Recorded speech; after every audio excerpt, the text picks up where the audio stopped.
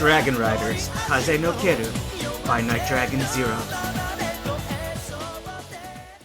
Firestorm's perspective. Think you could get it working this time? I asked Sarek.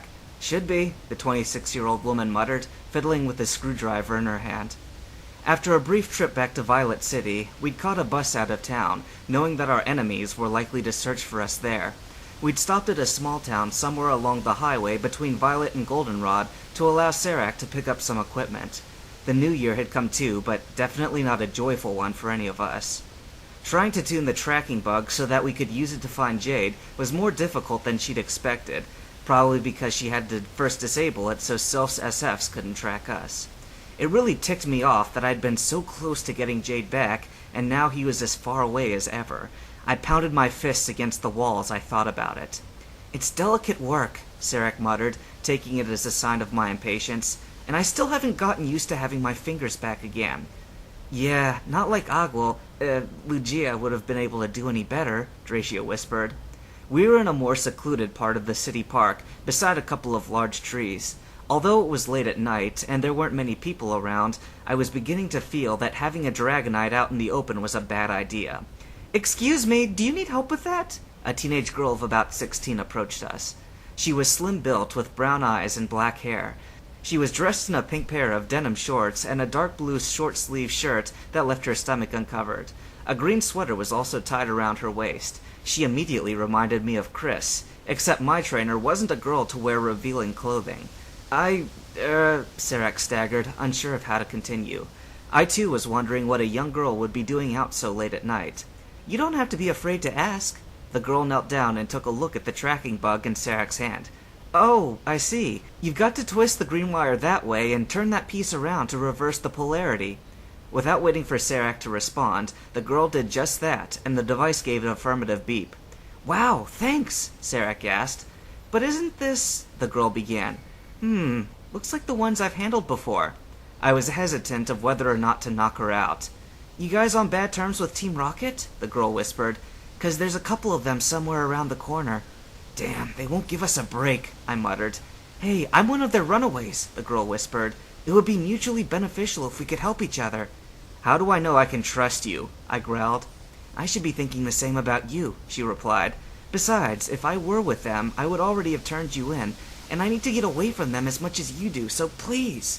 "It's all right with me," Sarek spoke up, "but you're getting into more trouble than you can imagine, kid." "Enyustan, Nala Enyustan, and don't worry about me. Since a couple of Pokemon helped me get out of Team Rocket's clutches, I think I'll handle whatever's coming this way." "You haven't seen anything yet," Dracia said. "I get the picture," Nala nodded. She didn't seem really surprised to hear a talking Pokemon. "Ah, slag, here they come." Nala indicated with her eyes the pair of men in the brown trench coats that came down the path. They couldn't see us yet, but they would soon. "I'm Storm, and she's Sarek," I quickly introduced. I bit my lip, realizing I'd let my real name slip out, since I was supposed to be Jade, but there wasn't time for that now. "I'll distract them. Dracia, you get the ladies out through the back." "But," Dracia protested. "Go!" I ordered. I jogged out into the open towards the two disguised rockets and made sure they saw me. When they did, I sprinted in another direction, away from the rest of the group. Both started yelling and gave chase. I wasn't worried about them catching up, but more than calling for reinforcements. Right on cue, a uniformed rocket stepped out from behind a fountain in front of me. I rolled forward as he swung a baton at me, blocked a second blow, and rammed him with my shoulder, sending him into the fountain with a splash. Bullets whizzed past me as the two rockets behind decided to fire. I dashed into the bushes and scaled a fence, which led over to the road. I was suddenly blinded by the headlights of a speeding van. Desperately, I leapt to the side, barely managing to avoid the vehicle. There was a deafening screech of tires, followed by a loud bang as the speeding vehicle hit a tree. "Storm!" Sarek called. She was behind the wheel of a white pickup truck, Nala in the passenger seat and Dracia in the back.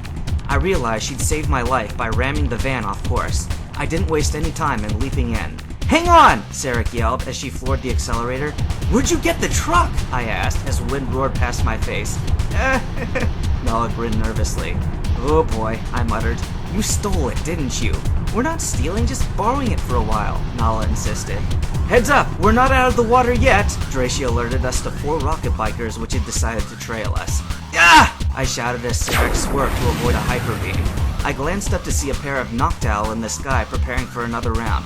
"Dracia! I'm on it!" the Draconite roared, taking the battle to the two owls. That left the 4 bikers to deal with. Serac led them along the winding highway and made a sharp turn. Unable to replicate her stunt, one crashed, but his comrades hardly seemed to give a damn. One biker came up behind the truck. I was preparing to throw a fire attack at him when he lashed at me with a whip, catching me on the arm and causing me to fall, screaming.